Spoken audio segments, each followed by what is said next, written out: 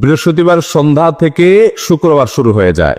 শুক্রবার বা জুমার দিন, এই দিন সম্পর্কে কোরআন এবং হাদিস থেকে ঘেঁটে আমরা 14টা আমলের কথা একটা লম্বা বড় ভিডিওতে বলেছি।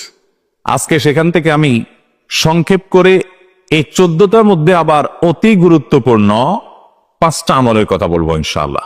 নাম্বার 1, সবচেয়ে বেশি যেটা করতে হবে পরিমাণে, জুমার দিন জুমার রাত, বৃহস্পতিবার সন্ধ্যা থেকে নিয়ে শুক্রবার সন্ধ্যার আগ পর্যন্ত পরিমাণে সবচেয়ে বেশি করতে হবে যে আমলটা, সেটা হলো দুরূদ শরীফের আমল।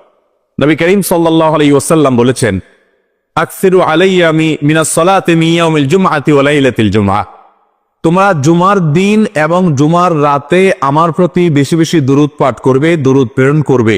ফাইন্না সালাতাকুম মারুদাতুন আলাই, কারণ তোমরা যে দুরূদ পাঠ করো এটা আমার কাছে পেশ করেন আল্লাহর ফেরেশতারা, এবং রীতিমতো নামদাম সহকারে আল্লাহর একদল ফেরেশতা নিয়োজিত আছে। তারা বলেন, আল্লাহ, হে আল্লাহ রাসূল, আপনার অমুক উম্মত, অমুক অনুসারী, আল্লাহর অমুক বান্দা পৃথিবীর অমুক প্রান্ত থেকে, অমুক দেশ থেকে, অমুকের সন্তান, সে আপনার প্রতি দুরূদ পেশ করেছে জুমার দিনে, জুমার রাতে বা অন্য সময়ে। এটা নবী করিম সাল্লাল্লাহু আলাইহি ওয়াসাল্লামের কাছে রিপোর্ট দেওয়া হয় আল্লাহর নিযুক্ত ফেরেশতাদের মাধ্যমে। এই জন্য শুক্রবার এবং শুক্রবার দিন এবং রাত, অর্থাৎ বৃহস্পতিবার সন্ধ্যা থেকে নিয়ে শুক্রবার সন্ধ্যা পর্যন্ত এই 24 ঘন্টার মধ্যে নবী করিম সাল্লাল্লাহু আলাইহি ওয়াসাল্লামের ভাষ্য খেয়াল করেন, আকসিরু আলাই। ওলামা একরাম জানেন, নবী আলাইহিস সালাম সাধারণত কোনো আমল পরিমাণে বেশি করতে বলতেন না। পরিমাণে বেশি করতে বলার মতো আমল খুব কম ইসলামে। গোটা কোরআন যদি খোলেন আপনি, পরিমাণে অধিক করতে বলা হয়েছে এরকম আমল খুব বেশি পাবেন না। তোমরা বেশি বেশি করে নামাজ পড়ো, বেশি বেশি করে রোজা রাখো, এরকম কথা কোরআন হাদিসে নাই। অবশ্যই একজন ইমানদার 5 ওয়াক্ত ফরজ নামাজের পাশাপাশি অধিক পরিমাণে নফল নামাজও পড়বেন, সেটা ভিন্ন কথা। কিন্তু কোরআনে বেশি পরিমাণে আল্লাহর জিকির করার কথা বলা হয়েছে। আর নবী করিম সাল্লাল্লাহু আলাইহি ওয়াসাল্লাম বৃহস্পতিবার সন্ধ্যা শুরু হলে শুক্রবার সন্ধ্যার আগ পর্যন্ত বেশি পরিমাণে করতে বলেছেন যে কাজটা, সেটা হলো দুরূদ শরীফের আমল। দুরূদের এই আমলটা, এটা করার জন্য আল্লাহ তাআলা এমন সহজ করে দিয়েছেন যে ওযুর প্রয়োজন নাই। আপনার ওযু নাই, তারপর আপনি দুরূদ পাঠ করতে পারবেন। এবং আপনি এই বড় দুরূদ পড়ার মতো সময় নাই, তো আপনি একেবারে সবচেয়ে সংক্ষিপ্ত দুরূদ পড়েন সাল্লাল্লাহু আলাইহি ওয়াসাল্লাম, তাতেও দুরূদ পাঠের সওয়াব পাবেন। আমলটা করবো তো ইনশাআল্লাহ। নাম্বার 1। নাম্বার 2, জুমার দিন উপলক্ষে অন্য যে কোনো দিনের চাইতে জুমার দিন অর্থাৎ শুক্রবারের ফজর নামাজ পুরুষরা মসজিদে জামাতের সাথে পড়বেন, জামাতের সাথে পড়ার নিয়াত করবেন পাক্কা। কারণ অন্য যে কোনো দিনের ফজর নামাজ না, শুধুমাত্র যত নামাজ আছে, নবী করিম সাল্লাল্লাহু আলাইহি ওয়াসাল্লাম বলেছেন, আফদালুস সালাওয়াতে ইনদাল্লাহ, আল্লাহর কাছে দুনিয়ার সব নামাজের মধ্যে 5 ওয়াক্ত সাধারণ নামাজগুলোর মধ্যে সবচেয়ে উত্তম নামাজ হলো সলাতুল ফজরে মাআল জামাআতে ইয়াউমাল জুমআহ, জুমার দিন ফজরের নামাজ জামাতের সাথে আদায় করা হলো যত নামাজ আছে এর মধ্যে সবচেয়ে শ্রেষ্ঠ নামাজ। ভাইরা আমার, প্রত্যেক বৃহস্পতিবার আসলে সন্ধ্যার সময় প্রতিজ্ঞা করব, সপ্তাহের অন্য দিন যদি আমার ত্রুটি বিচ্যুতি হয় আমি সেটাকে কারেকশন করার চেষ্টা করব, কিন্তু শুক্রবার ফজরটা পুরুষ হিসাবে আমি জামাতের সাথে পড়বই পড়বো। তার জন্য রাতে আগে আগে শোবো, ডাবল ট্রিপল অ্যালার্ম দিয়ে শোবো, অন্য নামাজি বন্ধুকে বলবো ফোন দিয়ে ডেকে দিবি, একে অন্যের সহযোগিতা করব, কিন্তু ফজরের নামাজ জুমার দিন ছাড়বো না ইনশাআল্লাহ। 3 নম্বর আমল হলো সূরা কাহাফ পড়বো। যারা কোরআন পড়তে পারেন না তারা শুনবেন, আর যারা পড়তে পারেন তারা নিজে পড়বেন।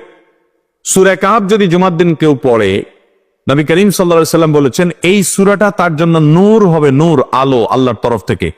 কিয়ামতের ময়দানে ভয়াবহ গুটগুটে অন্ধকার হবে। কিয়ামতের একটা ভয়াবহ শাস্তি হলো অন্ধকারের শাস্তি। ভাইরা আমার, অন্ধকারের শাস্তি মানে এমন ভয়াবহ অন্ধকার হবে যে দুনিয়ার অন্ধকারের সাথে কোনো তুলনাযোগ্য নয়। সেই ভয়াবহ অন্ধকারে কিছু আমল আছে যে আমলগুলো মানুষের ওই অন্ধকারের মধ্যে আলোর কাজ দিবে। এর মধ্যে একটা হলো এই সূরা কাহাফ।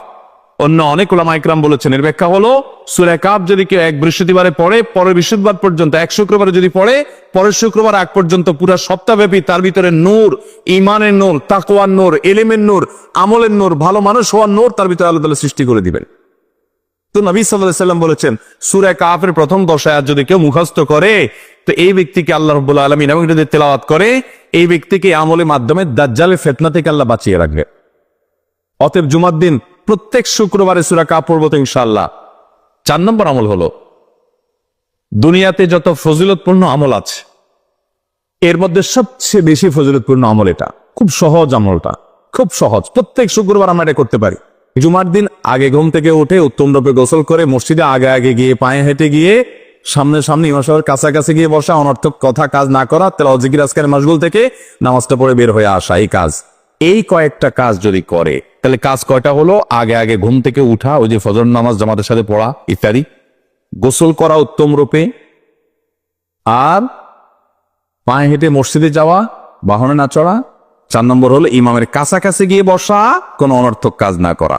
এই 4টা কাজ যদি কেউ জুমার দিনে করে, নবী করিম সাল্লাল্লাহু আলাইহি সাল্লাম বলেছেন ওই ব্যক্তি বাসা থেকে মসজিদ পর্যন্ত যে আসলো, যতগুলো পা ফেলবে, যতগুলো স্টেপ ফেলবে, যতগুলো কদম দিবে, প্রতিটা কদমের বিনিময়ে আল্লাহ রাব্বুল আলামিন তার অ্যাকাউন্টে, তার আমল নামাতে 1 বছর রাত জেগে, সারা রাত জেগে তাহাজ্জুদ নামাজ পড়লে এবং 1 বছর সারা দিন, প্রত্যেকটা দিন পুরো বছর জুড়ে নফল রোজা রাখলে যে পরিমাণ সওয়াব পাইতো, 1 বছর নফল রোজা, 1 বছর রাতভর জেগে তাহাজ্জুদের নামাজ পড়ার সওয়াব মাত্র একটা কদম ফেলার বিনিময়ে দিবেন। চেষ্টা করব না ইনশাআল্লাহ। 5 নম্বর এবং সর্বশেষ আমল হলো, জুমার দিনে একটা সময় আছে দোয়া কবুল হয়। দোয়া কবুলের যে সময়গুলো আছে এর ভিতরে অত্যন্ত ইম্পর্টেন্ট একটা সময় হলো জুমার দিন। শুক্রবারের একটা সময় সম্পর্কে নবী সাল্লাল্লাহু আলাইহি ওয়াসাল্লাম বলেছেন যে একটা সময় আছে শুক্রবারের, এই সময়ে বান্দা কোনো দোয়া করলে আল্লাহ তাআলা ফিরিয়ে দেন না, কবুল করেন। কিন্তু সময়টা যে ঠিক কখন, এটা হাদিসে নবী সাল্লাল্লাহু আলাইহি ওয়াসাল্লাম বলেন না, যাতে করে হয়তো আমরা সারাদিনেই কম বেশি দোয়ার চেষ্টা করি। এই বিষয়ে মুহাদ্দিসগণ, হাদিস বিশ্লেষকগণ, পণ্ডিত ওলামা একরামগণ হাদিসের বিভিন্ন আকার ইঙ্গিতকে গবেষণা করে, অ্যানালাইসিস করে এক একজন এক এক সময়ের কথা বলেছেন। তবে বেশিরভাগ ইমাম, বেশিরভাগ পণ্ডিত ওলামা একরাম, বেশিরভাগ আপনার ইসলামিক স্কলারগণের বক্তব্য হলো যে এই সময়টা হলো জুমার দিনের শেষ প্রহর, আসরের পর থেকে নিয়ে সূর্য ওঠার আগ পর্যন্ত এই সময়টা। আমাদের আল্লাহর দিকে মনোনিবেশ করতে হবে দোয়ার জন্য বেশি বেশি। তাহলে শুক্রবারে 5 নম্বর আমল হলো বেশি বেশি কি করবো? ইনশাআল্লাহ দোয়া, বেশি বেশি দোয়া করবেন, উঠতে বসতে চলতে ফিরতে। বিশেষভাবে সূর্য ডুবার আগের যে সময়টা শুক্রবার, অর্থাৎ দিনের শেষ সময়টা, বিশেষভাবে আল্লাহ তাআলার কাছে দোয়া করবো। ঠিক আছে তো ইনশাআল্লাহ? কয়টা আমল বললাম? আমল করবো তো ইনশাআল্লাহ, মনে থাকবো তো ইনশাআল্লাহ। আমরা প্রয়োজনে বাসায় গিয়ে একটা কাগজে নোট করে ফেলবো, লিখে ফেলবো, লিখে এরপরে ওয়ালে টাঙ্গাই দিবেন বাসায় যে জুমার দিন এই 5 কাজ আমি ছাড়বো না। আপনি যদি মনেও না থাকে, আপনার যদি ভুলেও যান, আপনি এই কাগজ আপনাকে মনে করাবে ইনশাআল্লাহ। বাসায় ফ্যামিলি লোকদের সাথে শেয়ার করবেন, জুমার দিন হুজুর বলেছেন, আমি একটু আমার মন থেকে বলিনি, এগুলো সব কোরআন হাদিসের কথা বলেছি আপনাদেরকে। কোরআন হাদিসের আলোকে 5টা আমলের কথা বলেছেন, বিশেষভাবে জুমার দিন আমি 5টা আমল করবই করব। ভাইরা আমার, প্রত্যেক জুমার দিন যদি আপনি একটু ইমানের রিচার্জ করেন, ইনশাআল্লাহ সারা সপ্তাহ আপনার জন্য সেটা উপকারে আসবে। চেষ্টা করবো তো ইনশাআল্লাহ।